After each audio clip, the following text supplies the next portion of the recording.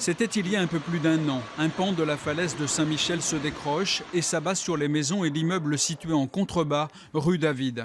Un peu plus haut, sur un chantier de terrassement, un particulier manœuvrant une pelleteuse a crevé une colonne d'eau potable de 20 cm de diamètre.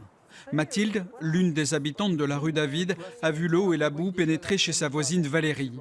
À peine je suis sortie, j'ai vu l'eau s'engouffrer dans la maison. J'ai fait le tour donc des bâtiments pour voir qu'elle ne ressortait pas de l'autre côté.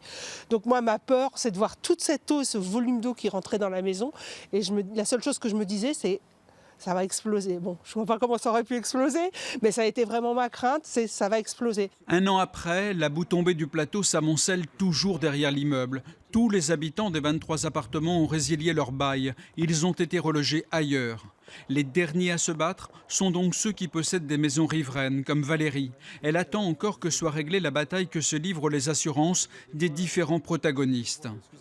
Moi, je souhaite pouvoir réintégrer ma maison au plus vite, dès que les travaux seront réalisés. Ça a été long, en fait, comme attente. Ça a été très long. On m'a demandé d'être patiente, je l'ai été, mais là, ma patience commence à avoir des limites. Donc oui, là, je suis impatiente maintenant de rentrer. De son côté, le maire d'Évreux estime que la municipalité a fait son travail. 50 000 € ont été engagés pour sécuriser les terrains. Il indique qu'un rapport divulgué cette semaine révèle que la falaise est stable et tout danger écarté. Les dernières études menées sur la rue David ont montré que la colline est stable. La craie est stable, il n'y a donc pas de risque sur la colline elle-même.